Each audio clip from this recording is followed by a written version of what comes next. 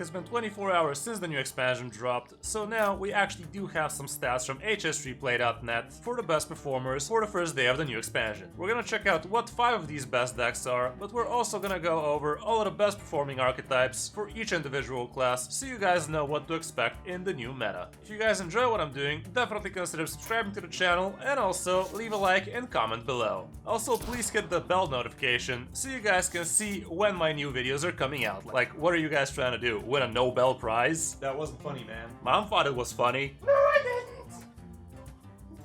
Now let's check out the decks. You are not prepared!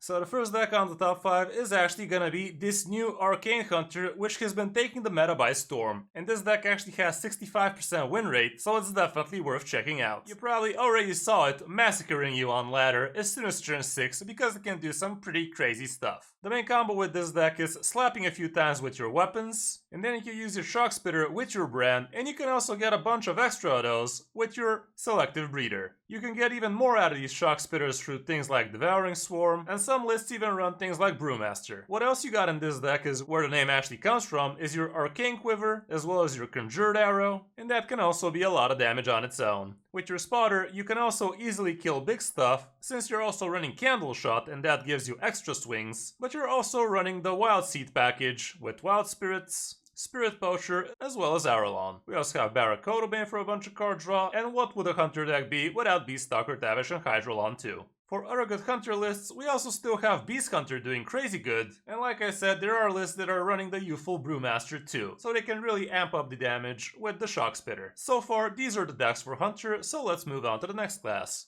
With Druid, we have Ram Druid being the best performer right now, with again above 60% win rate. This deck is looking very close to the deck I was playing, but I was actually running the Celestial package and it really felt pretty strong. Without the Celestial package, we have room for some other greedy stuff, like Tapior, Sylvanas, and also things like Zola, because you are still gonna be guffing it up, and that's gonna give you a lot of mana. Other than that, the deck looks pretty much the same as the Druid video I just posted, so definitely check it out. With this Ram Druid, I definitely advise you to be running all of the Ram, because I did try the deck without Wild Growth, and I found myself without having any Ram for quite a while, so definitely would not recommend it. With Zola, you can do some pretty good stuff, like including copying you your Anubarak, or even your Siren Aphrius, or hell, even just things like Insatiable Devourer, Tapior, hell, even just Brand, like you can get double Brand like that, so you can ensure that even after you do a Brand combo with Siren Aphrius or Insatiable Devourer or a Nubrakan, you're still gonna have another one left over, so you can keep on going. With Druid, here's what it looks like so far, and there are 3 different Ram Druid variations. But there's also, again, a Celestial variation, which is pretty close to the one I was playing. Aggro Druid is also doing pretty well, but Quest Druid seems like it's a bait, even though it did look promising at the beginning.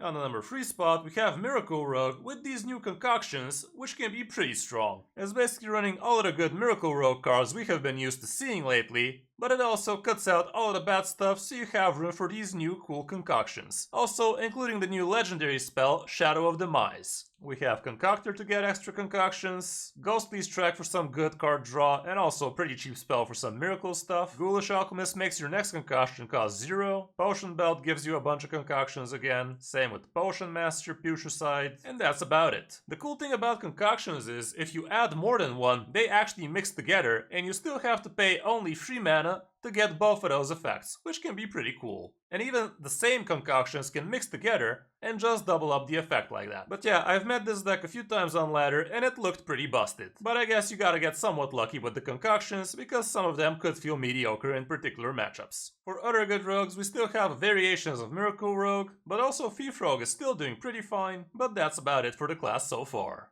On the number 4 spot, we have Frost Death Knight, which I have seen a couple of times, and it did look like it does have pretty good potential too. This is a 40 variant, and obviously every single card in here is a new one, so you're gonna have to learn a lot of new cards, but it did feel pretty cool. Basically, it plays out like a control-y deck. You have a ton of AoE, a ton of freezes, but you also have Siren Aphrius at the end, so you can clear out the opponent like that. You're also running Astalor Bloodsworn, which feels like one of the best legendaries in the new expansion, and it's definitely worth the craft. And yeah, basically, the Frost Death Knight, it has a lot of card draw, a lot of freezes, a lot of AoEs, but also a lot of phase damage, so you should be having a lot of fun with this one. The new Frostworm Fury is pretty cool. cool, and it's basically like a Frost Nova, which also deals 5 damage and gives you a 5/5 on the board, so it can be pretty strong. So also careful not to board lock yourself against such Death Knights. You also have the new Lady Death Whisper, which can be hella strong because it gives you tons of value copying all of your Frost spells like that. But yeah, these are just the tip of the iceberg.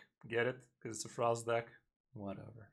And on the number 5 spot is another Death Knight, and this time it's gonna be the Blood Death Knight. I did play with this deck and it was pretty cool, but it did feel pretty slow and very greedy, but not necessarily in a bad way. Like, games with this tended to be like over 20 minutes, so if you want long and cool games like that, it was definitely pretty fun, but you're not gonna be climbing very fast with this one, so keep that in mind. The Blood Death Knight also feels very control-y, and it has a lot of lifesteal and a lot of life gain, so if you're into that stuff, this was a pretty good deck for that. You also have one of the best new minions in the game, Patchwork, which is basically a mutinous on steroids because it destroys up to 3 minions. And you also have extra hand disruption with Mutinous as well as Teotar, so combo decks against you are gonna have a really bad time. We also have the new Vampiric Blood, which is hilarious because you can get literally above 100 health, like I'm talking about the straight up health like that, not armor, not stuff like that, like straight up health, if you manage to discover a bunch of these. And you also are starting the game with 40 because we are running Renatal in this one. But yeah, again at the end we have Sardanafrius, a bunch of board clears, AoEs, and all that good stuff. So yeah, it's pretty hard control, but pretty fun too. For other good Death Knight decks, here's what it looks like so far, and Unholy seems to be the worst out of the bunch, but yeah, it's still a pretty new class. So there's definitely a lot of room left to uncover, so we can actually figure out what the best performers are for this new class.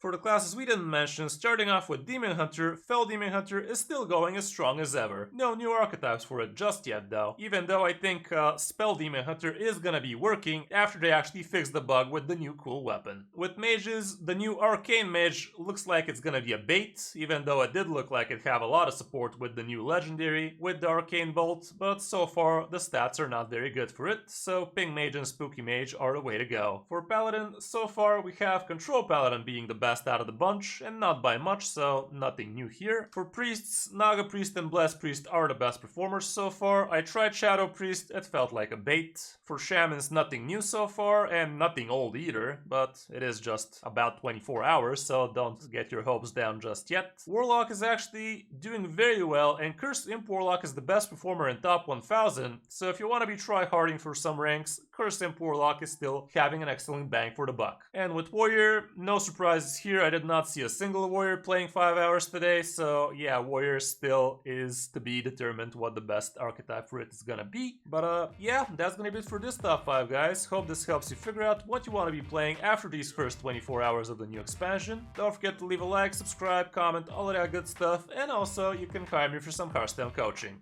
Thanks for watching, I'm Kris05, and I'll see you in my next video or stream.